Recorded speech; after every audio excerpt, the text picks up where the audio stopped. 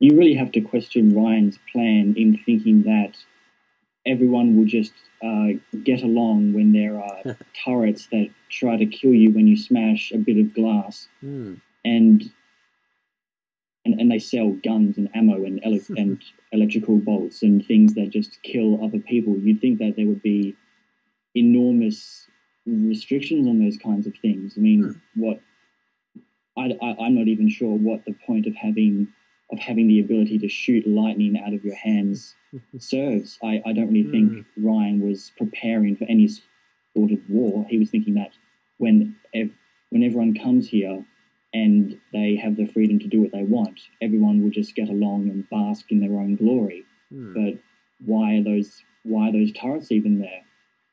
Yeah. One thing, say, I do think that Bioshock was a very very potent comment or statement on freedom and how it can turn into anarchy. But it's interesting, in your Bioshock Sucks video, LVD, I think you mentioned that one of the only things, one of the things that you enjoyed about Bioshock was, some of the things you enjoyed were basically everything Andrew Ryan said. Is that right? Yeah. Yeah. Yeah. Yeah. Exactly. I actually thought that, the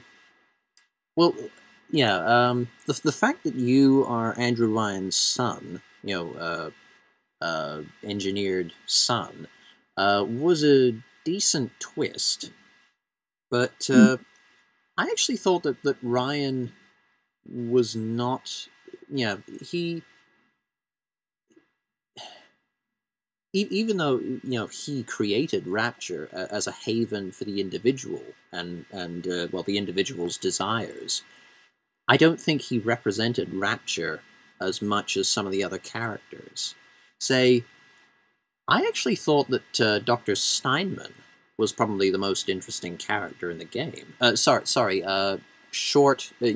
Second most interesting after Sander Cohen. Sander Cohen represents art taken to its extreme, but Dr. Steinman represents medicine, science taken to its extreme, and also not medicine, beauty taken to its extreme, just as Rapture is freedom taken to its extreme. Plasmids allow whoever uses them to improve themselves however they wish. Steinman professes that plasmids will allow you to change your race, change your sex, your height, and so on, and then reminds us that these are yours to change, no one else's. But with this freedom, I guess Sander Cohen turned insane in his pursuit of beauty. They always turn out wrong, and that's not a very good Steinman impression. But he really did adopt plasmids as a great resource for human choice, and Rapture is all about choice. And the way I saw it, from what I found, Andrew Ryan didn't seem to have much to do with the plasmid industry. Plasmids are the most recognizable product of Rapture, so the fact that Steinman was so gung-ho about them and their ability to allow us to choose whatever we want about our bodies, I think Steinman was a better, I think he represented Rapture far better than Ryan. And yet, you kill him within the first, 10 minutes.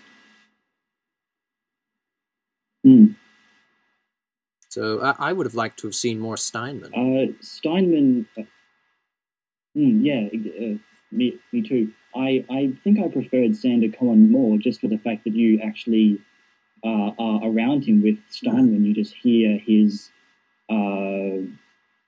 audio logbook things, and then just kill him. You kill him, and you only see him for about, let's say, about 5 seconds as he is basically cutting up a person right in front of you, which it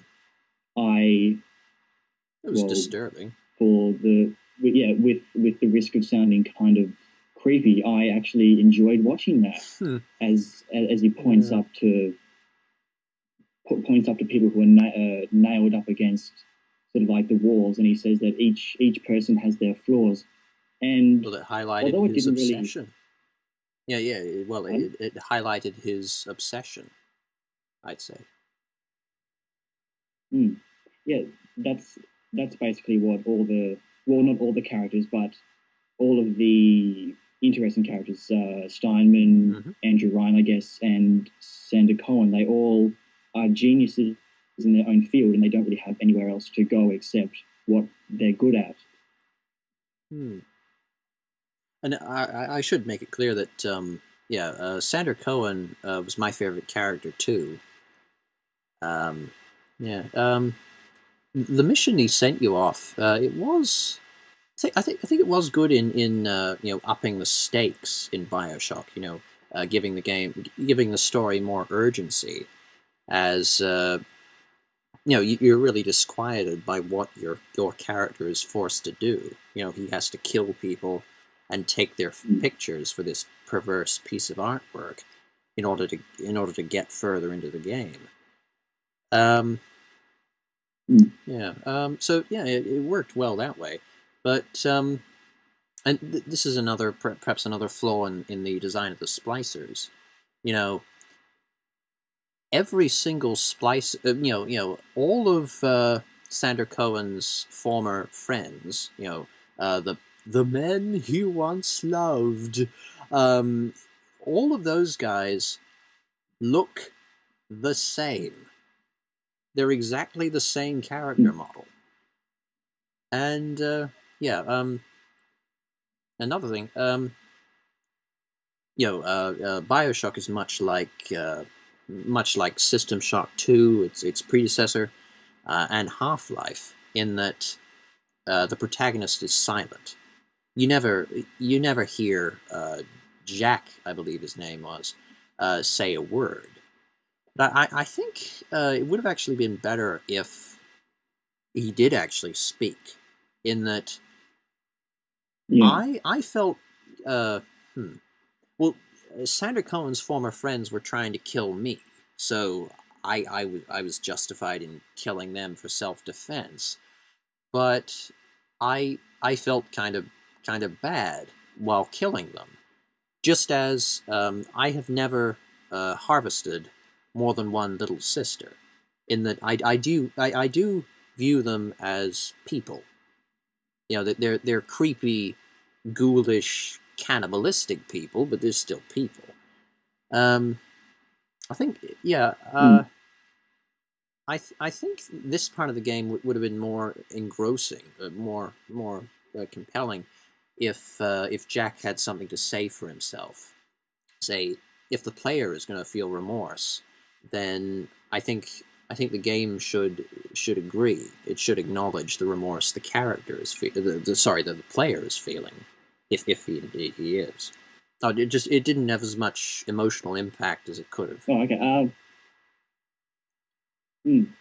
With Sander Cohen, when you're told to go and kill the people and take their pictures, there's no real emotional involvement. This pretty much follows through the entire Bioshock game, where as long as you're controlling your character, nothing really interesting happens. You're usually just collecting stuff. One of my favorite games from not only the Sander Cohen plot line, but the entire thing, is where you go into the theater, and the Sander Cohen sort of forcing that person to play the piano really, really well, and the piano is laced with dynamite. For a couple of seconds, you're able to suspend your disbelief how a artist is able to rig dynamite and hack into radios.